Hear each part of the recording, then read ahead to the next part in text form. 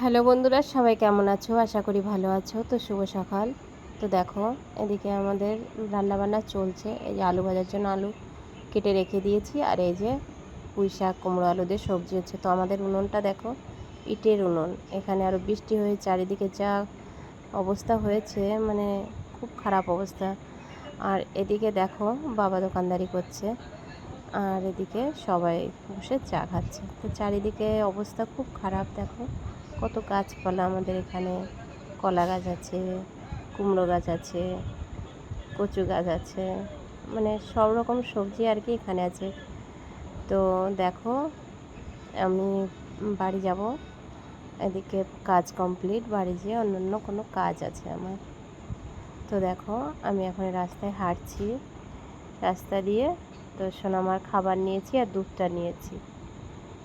তো এই দেখো, সোনামার খাবার আর দুধ, আমি রাস্তায় হাঁটছি, বাড়ি যাচ্ছি। বাড়ির কাজগুলো করতে হবে, সোনাকে চান করাবো, আমি চান করব, তারপর আবার বাবার কাছে দোকানে চলে আসব। তো দেখো, রাস্তাতে আমি হাঁটতে আছি।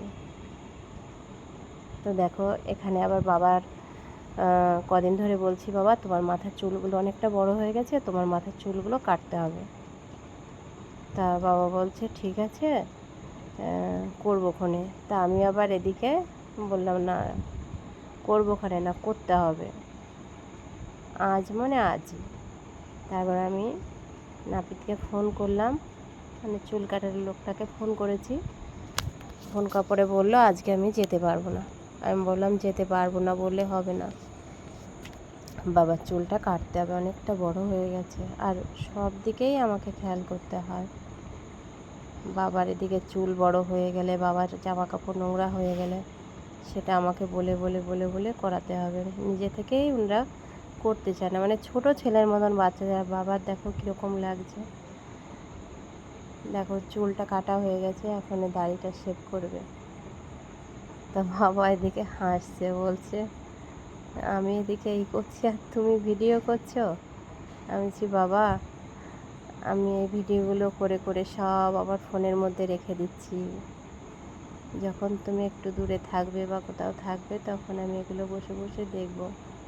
আর একটা জিনিস, ভিডিওগুলো করে রেখে দিই, পরে যখন একা একা থাকি তখন বসে বসে এগুলো আমি দেখি। তো দেখো, এদিকে দাড়িও শেভ করা হয়ে গেল বাবার। আর একটা কথা হচ্ছে কি, বাবা মায়ের জন্য বা শ্বশুর হোক শাশুড়ি হোক, এটা কিন্তু আমার শ্বশুর, কিন্তু তাদের জন্য কিছু করতে পারলে না খুবই ভালো লাগে।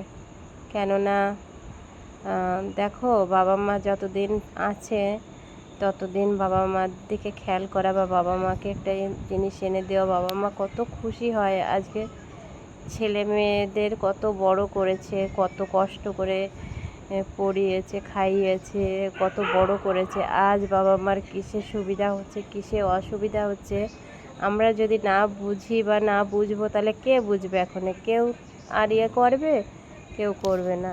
আমাদের জিনিসগুলো আমাদেরকেই দেখতে হবে। আর দেখো, বাবার মাথায় এখন কালো কালার দিয়ে দিচ্ছে। আমি বলেছি চুলটা কেটে কালারটা দিয়ে দাও, বাবা ওটা পছন্দ করে আর কি। আমি দিয়ে দিতাম, তা বাবা বলছে থাক, যখন ওনাকে ডেকেছো উনি আমাকে দিয়ে দেবে, তোমাকে আর দিতে হবে না।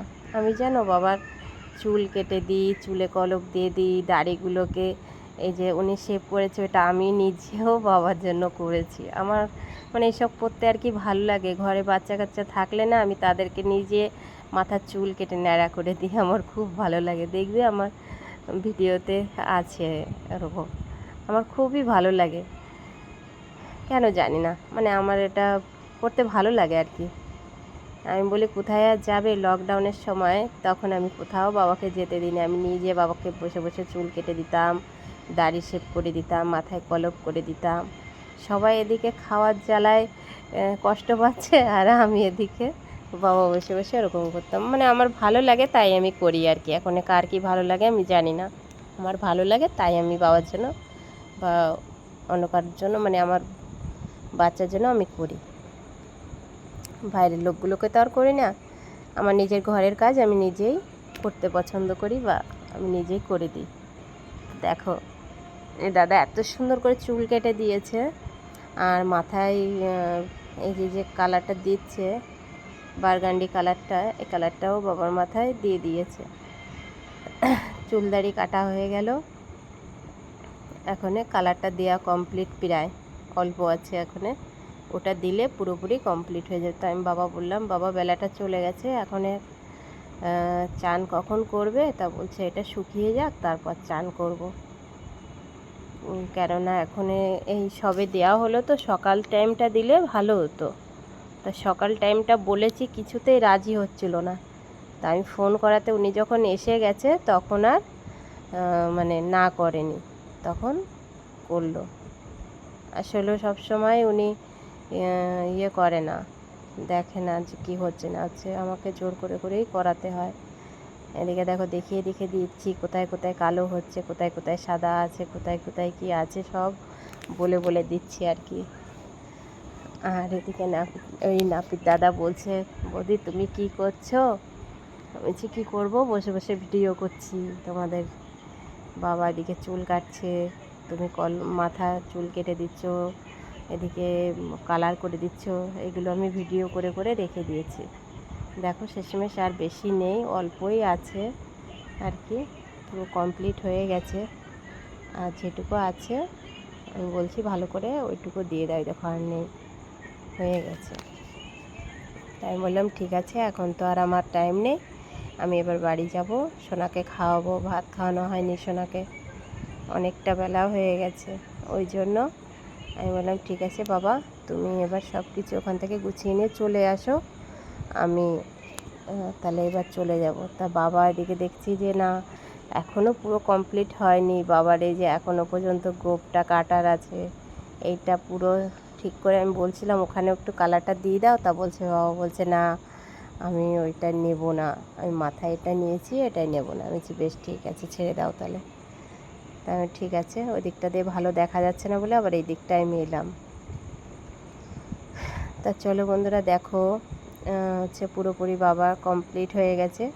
আর বাবার চোখ মুখগুলো কীরকম বসে গেছে, কতটা রোগা হয়ে গেছে। বাবা আসলে প্রচুর খাটনি, তো দোকানে প্রচুর কাজ।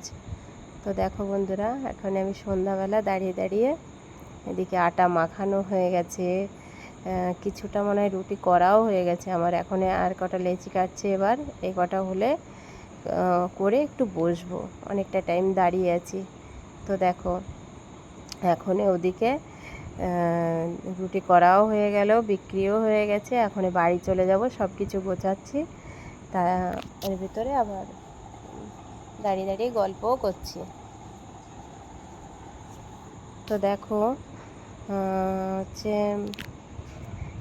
চারিদিকটা প্রচুর আটা পড়ে থাকে, ওই জন্য আমি আবার ওইগুলো সব সরিয়ে সরিয়ে সরিয়ে সরিয়ে মুছে দিই। আর এদিকে আমাকে জিজ্ঞেস করছিল যে রুটির সঙ্গে কি কি পাওয়া যায় না পাওয়া যায়। তো বন্ধুরা, তোমাদের ভিডিওটা যদি ভালো লাগে লাইক কমেন্ট শেয়ার করো, সবাই ভালো থেকে সুস্থ।